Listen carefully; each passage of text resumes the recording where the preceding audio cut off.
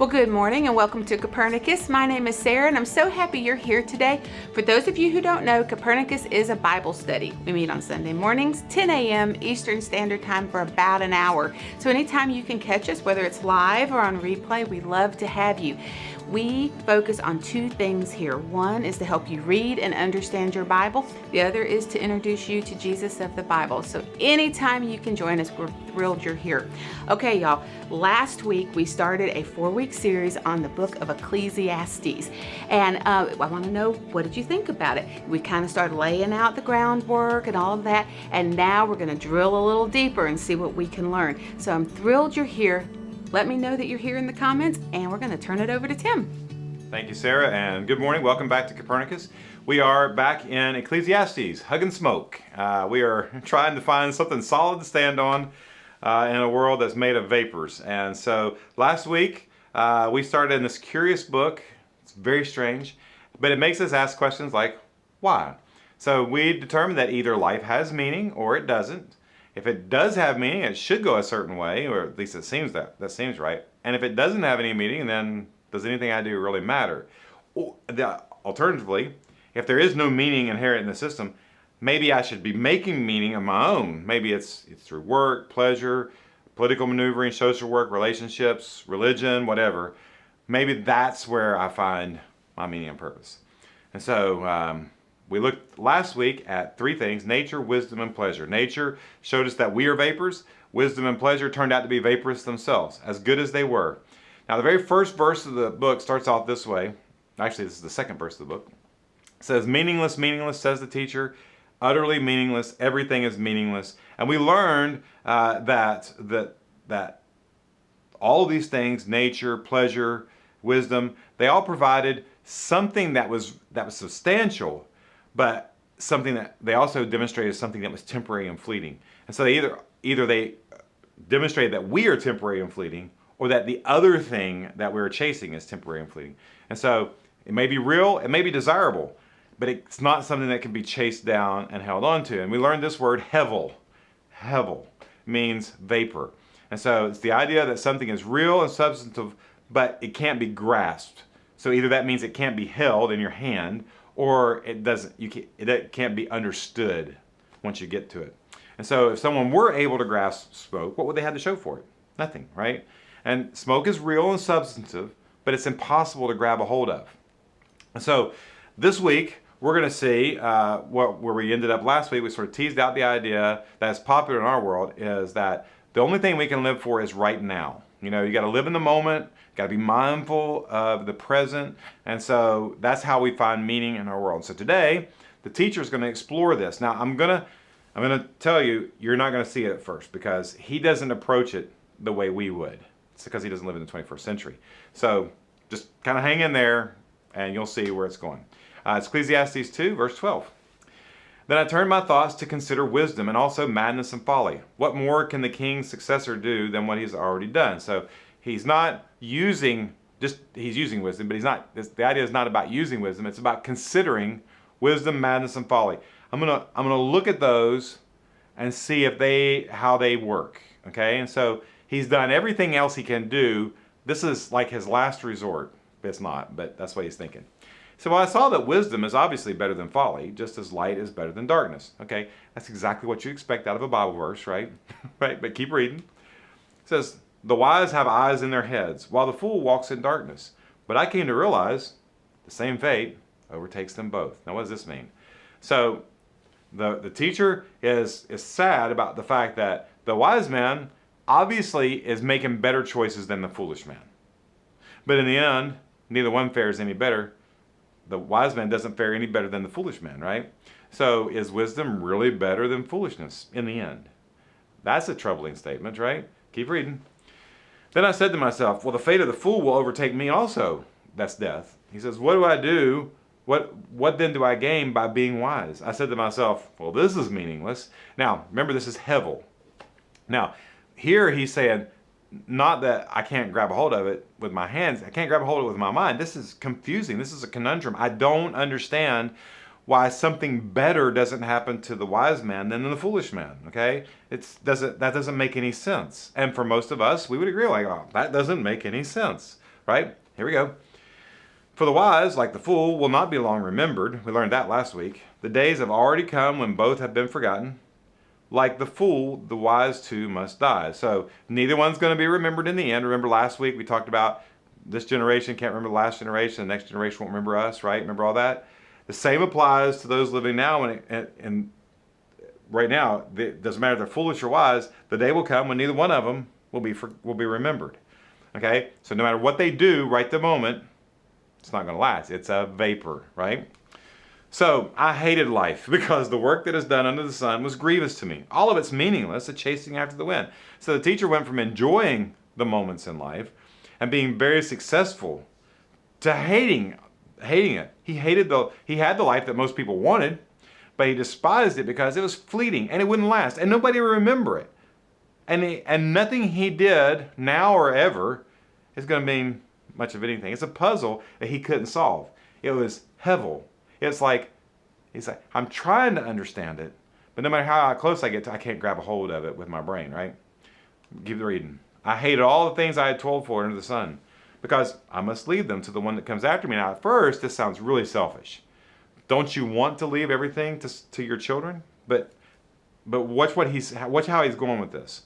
He says, and who knows whether that person will be wise or foolish? Yet they will have control over all the fruit of my toil, into which I have poured my effort and skill under the sun. So while I was alive under the sun on the planet, I did all this stuff. I'm going to pass this on. I could get everything right. I could do everything by wisdom. I could build a big house, have lots of money. I could train my children right. And then I'm going to pass all of what I've learned, all of what I've earned. I'm going to pass that on to a child who may not even really care. At the end, after dad dies, he's going to be like, hallelujah, he's gone. I can do whatever I want. And not have any respect or even remember what I've done. That's what he's saying here. Well, that's depressing. And that's what he says. He says, look, this too is hevel. It's hard to understand. It's an enigma that he couldn't figure out. And so he says, so my heart began to despair over all my toilsome labor under the sun. He did what any normal human being would do if you think like this. He got depressed, right? Now keep reading. Verse 21, he says, for a person may labor with wisdom, knowledge, and skill, and then they must leave all they own to another who has not toiled for it. This too is hevel and a great misfortune. He says, look, I'm thinking about this. The more I think about it, the more distressing this is, because I've done all this work. I'm going to leave it to a person who has not done all of this work, and who knows what he'll do with it, right? And it seems to the teacher a great failure in the system, and you may be thinking it's a great failure as well. Keep reading. What do people get for all the toil and anxious striving with which they labor under the sun? All their days.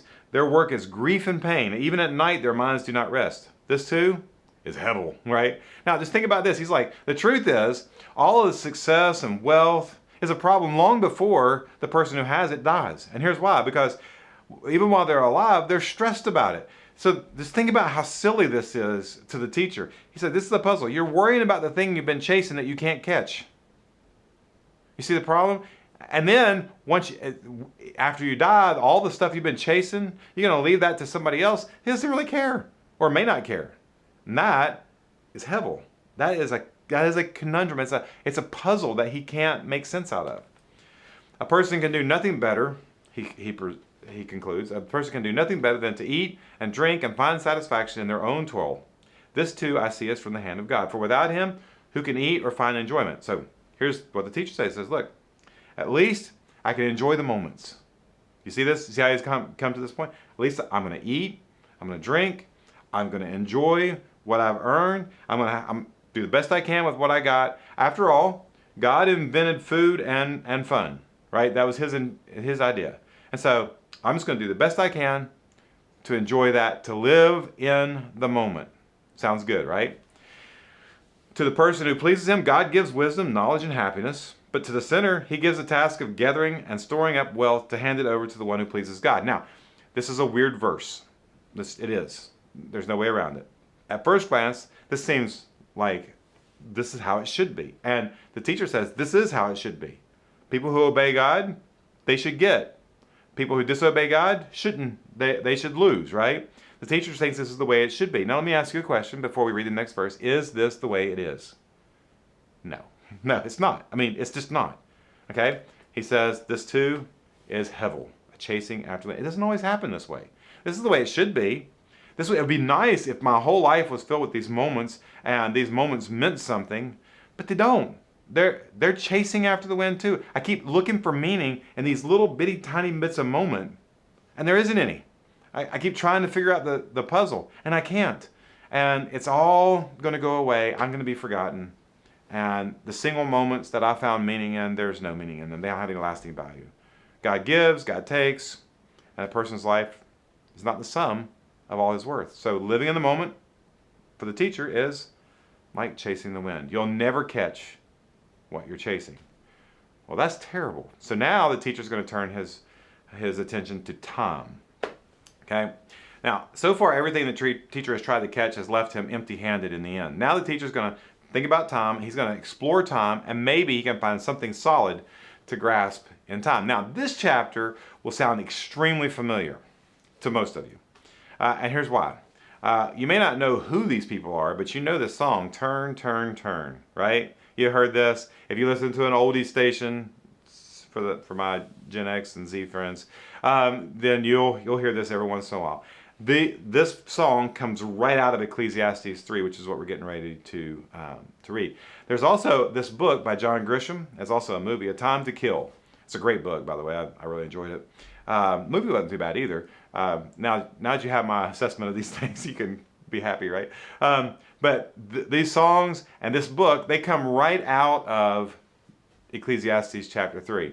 So the best way to think through the book is to read the book. So let's jump right in and read chapter 3. Here we go. There's a time for everything and a season for every activity under the heavens or on the earth, right? So now what the teacher's going to do, he's going to give us 14 sets of these polar opposite things that encompass pretty much everything that happens on the earth, okay? So you'll see how this works. It's really easy. And you don't, just try not to sing the song as we go, okay? Here we go. There's a time to be born and a time to die, a time to plant and a time to uproot, a time to kill and a time to heal, a time to tear down and a time to build. I know you want to sing. I got it. Okay, a time to weep and a time to laugh, a time to mourn and a time to dance. Okay, and then a time to scatter stones and a time to gather them, a time to embrace and a time to refrain from embracing, which reminds us of COVID-19, right? Time to refrain from embracing. There you go. And then he keeps going. He says, a time to search and a time to give up, a time to keep and a time to throw away. He needs to look at my refrigerator. A time to tear and a time to mend, a time to be silent and a time to speak. A time to love and a time to hate, a time for war and a time for peace. Everything has a time and a place. Humans work off of seasons and times. At certain times we harvest. At certain times we plant. At certain times, June in the United States is like the big month for marriages, right? Everybody wants a June wedding, right? I don't know why, but that's what they want. So it's a big deal. And so humans work off of these times and these seasons. And we get to places where we've been at war for a long time. We say it's time for peace, and we're willing to do things that we weren't willing to do for the purpose of peace. This is times and seasons. There's a time for everything. Things happen in cycles. Okay, let's look at the next verse. What do workers gain from their toil? I have seen the burden that God has laid on the human race. So what do humans get for working the seasons and observing the times? Nothing they can hold on to. Because why? They're vapors, remember? And their activities are vapors. So this is hard. We don't like this, but look at the next verse. He says, He has made everything beautiful in His time, and He has also set eternity in the human heart. Yet no one can fathom what God has done from beginning to end. This is a beautiful verse, you just have to think about it. So first of all, God has set a time for all things to become beautiful, whatever they are. For me, you, for flowers, plants, trees, whatever it is. He sets the times. We can observe the times, we can work in and out of the times, but He sets the times. And why has He done this? Well, because another thing He's done, that's what He's done on the outside. What has He done on the inside of human hearts? These vaporous people. He set eternity in our hearts. This is so weird because I am a vapor and I want to understand things that aren't vaporous, right? I'm here for a minute, but I want to understand eternity. And so we chase, we long for it. God has made that in us. But no matter how hard we run, no matter how fast we travel, no matter how hard we try to understand what God has done, we can't. Any advantage that I might gain from my toil, from working hard and trying to understand, is nullified by the fact that God is bigger than I am. He's not vaporous, I am. And so this is hard, but this is the way it is. I know there is nothing better for people than to be happy and to do good while they live, that each of them may eat and drink and find satisfaction in all their toil. This is a gift from God. Time and happiness and good things are a gift from God while humans live for the short time they do. I know that everything God does will endure forever. Nothing can be added to it and nothing taken from it. God does it so that people will fear him. What humans do is temporary. No matter how much fun they have, no matter how hard they work, no matter what they accomplish, their accomplishments are temporary. What God does is forever. Human accomplishments are not like God's accomplishments. So God's eternal providence should cause humans to have a respect and a fear and a reverence for God, because he knows more and he lasts longer than we do. He's more substantial than we are. Whatever has already been, whatever is has already been, and what will be has been before, and God will call the past into account. Now, this is an interesting verse because it gives us it's a single verse that kind of shows us how God exists. So, for God, what has been, whatever is right now, has already been for him. So it's in the past. What will be is also in the past, and God can call up the past to account. So that's not meaning that he is going to judge the past, but that's not what this means. It's that all times are present to God right now. He is present at all times right now. We call this the omnipresence of God. Okay, it's a big fancy word. So from God's viewpoint, time is already done.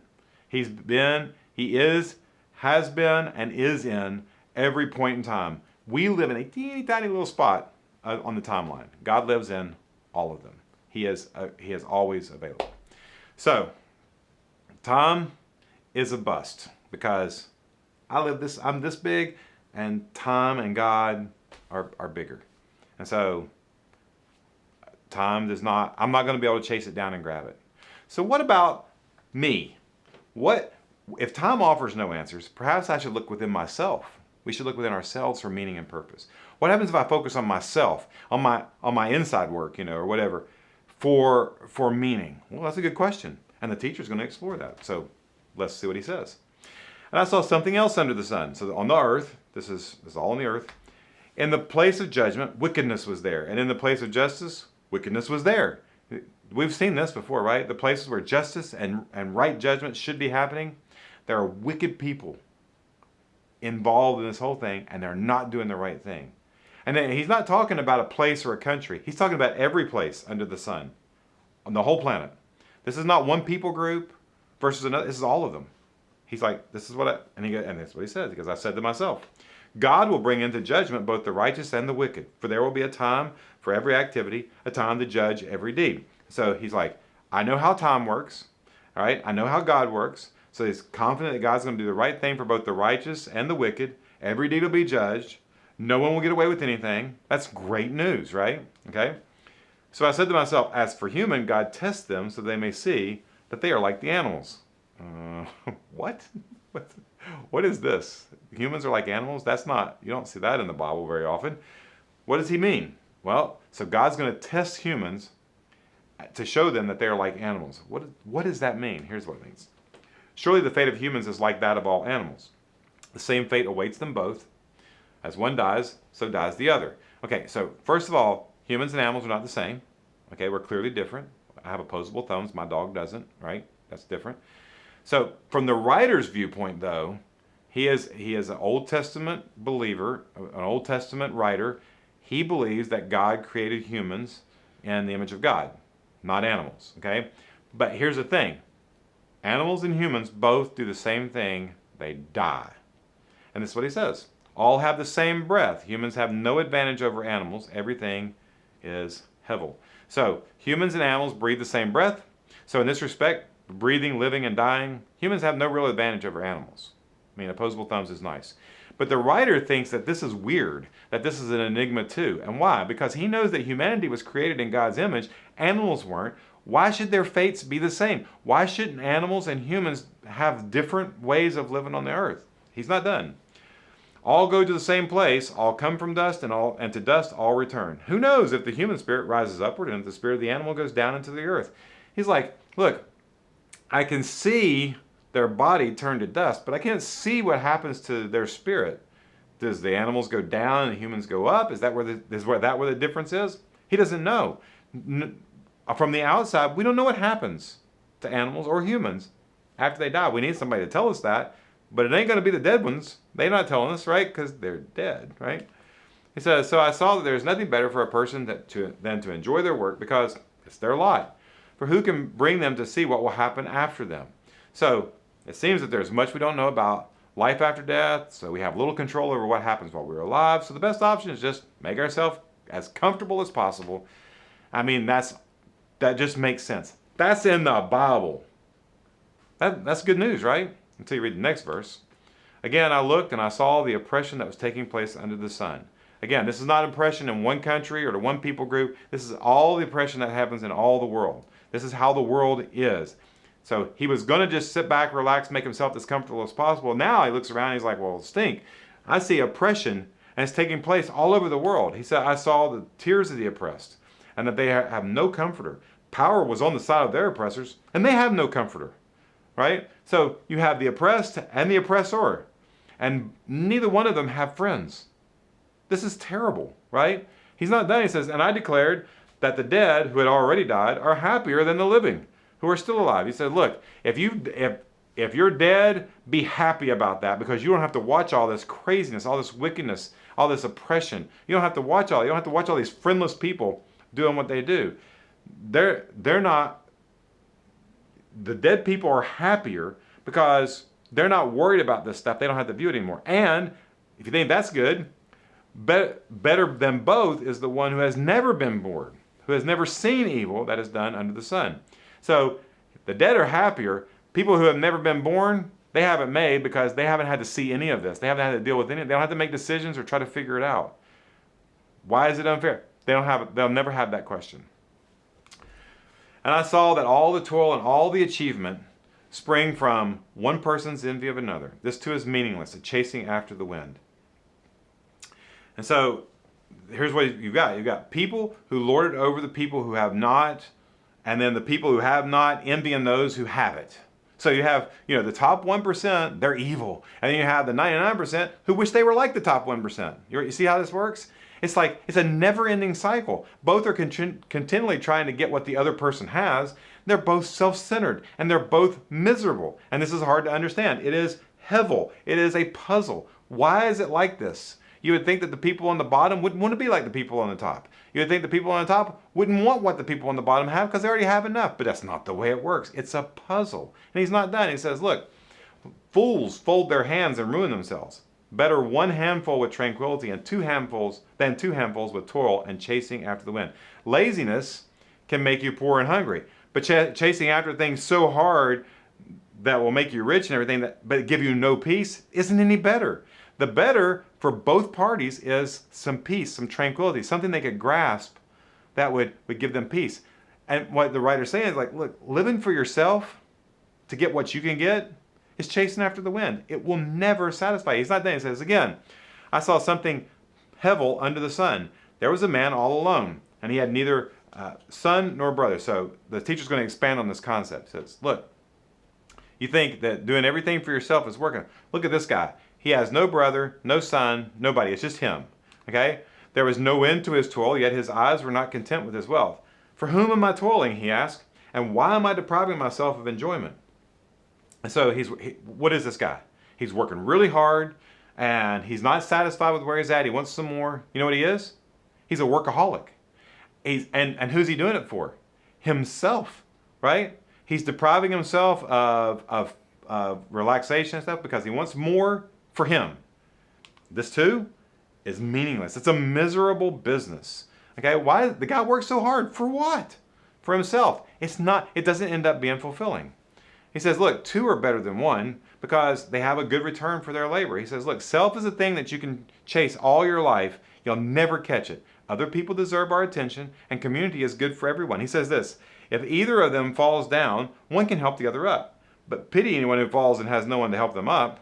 Do I need to explain that? Right? This makes sense, right? It says, as if also if two lie down together, they will keep warm. But how can one keep warm alone? Again, this makes perfect sense, right? And he says, though one may be overpowered, two can defend themselves. A cord of 3 strands is not quickly broken. This is the biblical version of the phrase, no man is an island, right?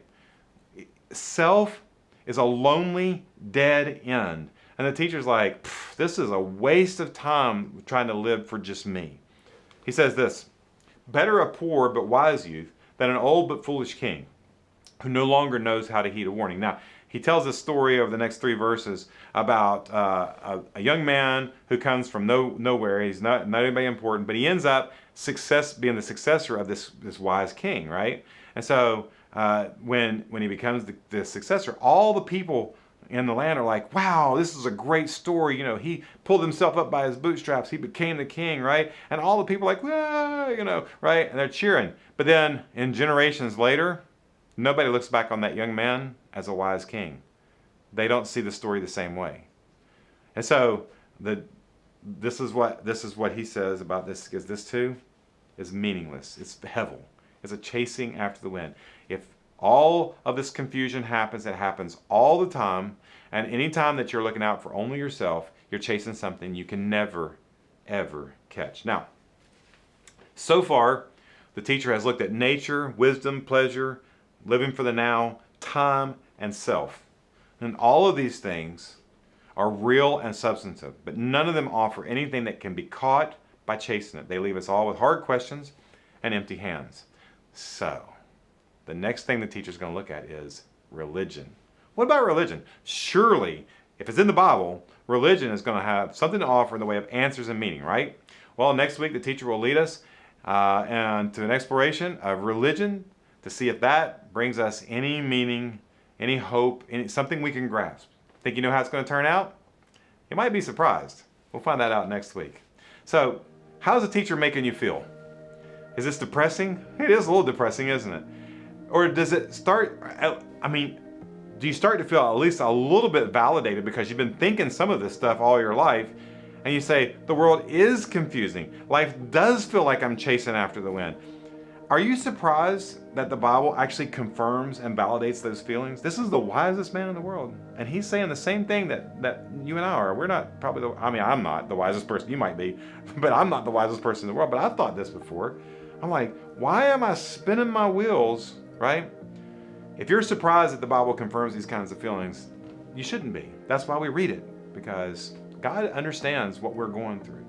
Now, if you're wondering how the teacher's going to conclude all of his ponderings, you definitely want to come back for the next 3 weeks. In the meantime, think about the why and start thinking about the who. Let me pray with you, okay? Well, Father, we are grateful for your love and for this book and for helping us think through where we find meaning and hope and purpose. And as we read this book, soften our hearts, help us to think about not just the why, but who can satisfy our every longing. We pray that in Jesus' name.